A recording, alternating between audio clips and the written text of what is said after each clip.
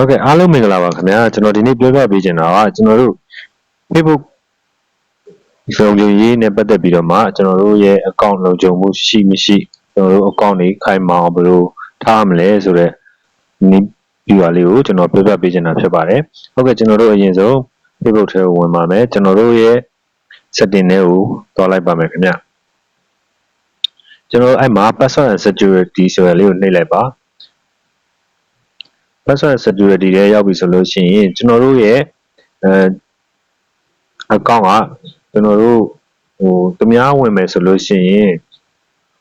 ဒုဖတ်တာကုတ်ကလေးမခံထားဘူးဆိုလို့ရှိရင်ကျွန်တော်တို့အလွယ်တကူဝင်သွားလို့ရပါတယ်ကျွန်တော်တို့ကဒုဖတ်တာကုတ်လေးခံထားမယ်ဆိုရင်သူတို့အတွက်ကုတ်ချပေးမှအဲ့ကုတ်ကသူတို့ရိုက်ထဲနိုင်မှဝင်လို့ရမှာဖြစ်ပါတယ်အဲ့တော့ကျွန်တော်တို့ဒီဒုဖတ်တာမျိုးကိုon ပေးရမှာဖြစ်ပါတယ်ကျွန်တော်တို့ဒီနားမှာကျွန်တော်တို့ရဲ့ password လေးရိုက်လိုက်ပြီးတော့မှဒီဘတ်တာလေးကိုဝင်ထားလိုက်မယ်ဆိုလို့ရှိရင်ကျွန်တော်တို့ပထမတစ်ဆင့်အနေနဲ့လုံခြုံမှုဖြည့်တော့မှာဖြစ်ပါတယ်နောက်ထပ်တစ်ခုအနေနဲ့ကကျွန်တော်တို့ရဲ့security check ဆိုတာလေးကိုတစ်ချက်နှိပ်ပါအဲ security check ဆိုတာလေးထဲမှာတစ်ချက်ဝင်ဆက်လိုက်ပါမယ်ဟုတ်ကဲ့ line လေးနည်းနည်းကြာနေခင်ဗျ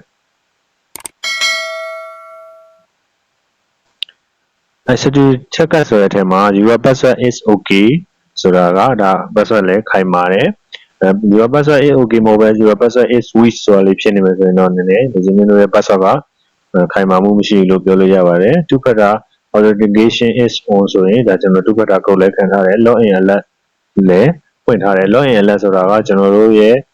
account ကိုတခြားလူကခိုးဝင်မယ်ပါညာဆိုလို့ရှိရင်ကျွန်တော်တို့ရဲ့ note လေးမှာ unusual activity ဒါမင်းဝင်ထားတာဟုတ်တယ်လားဒီတစ်ပိုင်းနဲ့မင်း account နဲ့ဝင်နေတာမှန်ကန်ရဲ့လားဆိုပြီးတော့မှ note လေးလာပြမှာဖြစ်ပါတယ်ခင်ဗျဟုတ်ကဲ့နောက်ထပ်တစ်ခုအနေနဲ့ကကျွန်တော်တို့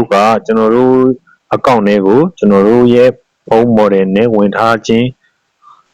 မရှိမဟုတ်ဘဲနဲ့တခြား model ဖုန်းနဲ့ကျွန်တော်တို့ရဲ့ account နဲ့ဝင်ထားတာတွေရှိမရှိကိုသွားဆက်မှာဖြစ်ပါတယ်အဲ့ဒါလေးကိုဆက်ဖို့ဆိုလို့ရှိရင် well you are log in ဆိုတာလေးတစ်ချက်နှိပ်ပါအဲ့မှာမှကျွန်တော်တို့ဝင်ထားတဲ့ device တွေကိုဆက်လို့ရပါတယ်အဲ့ဒီမှာ device တွေထဲမှာကိုယ့်ရဲ့ဖုန်း model မဟုတ်ဘဲနဲ့တခြား device ပါနေမယ်တခြား location တွေနဲ့ပါနေမယ်ဆိုရင်တော့ဒါသူတို့ကို log out လုပ်ပြရမှာဖြစ်ပါတယ်ခင်ဗျာအခုကျွန်တော်ထဲမှာဆိုလို့ရှိရင်ဒါ infinite note တွဲဆိုတာကျွန်တော်ဖုန်းWindows PC ဆိုတာလည်းကျွန်တော် laptop နဲ့ဝင်ထားဖြစ်တဲ့အတွက်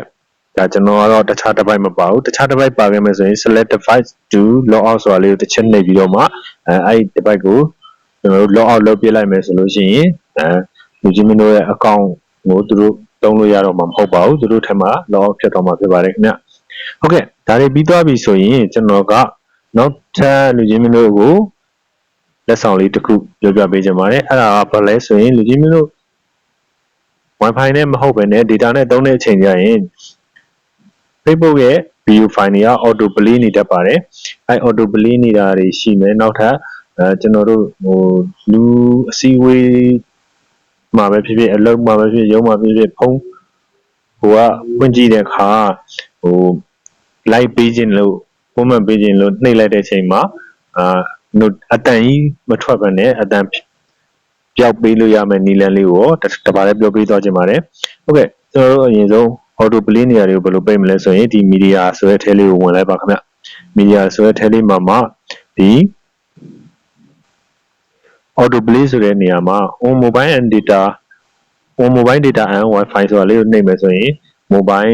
သုံးတဲ့အချိန်မှာ mobile data သုံးတဲ့အချိန်မှာ Wi-Fi သုံးတဲ့အချိန်မှာလူကြီးမင်းတို့ရဲ့ video တွေက auto play နေမှာဖြစ်ပါတယ် on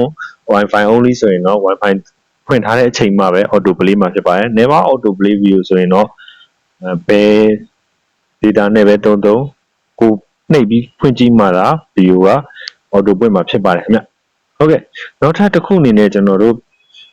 like ပေးတဲ့ခလုတ်ကလေးနှိပ်လိုက်လို့အတန်မကြားစေချင်တာတို့ဘာလို့ညာလို့ဆိုရင်တော့ဒီ sound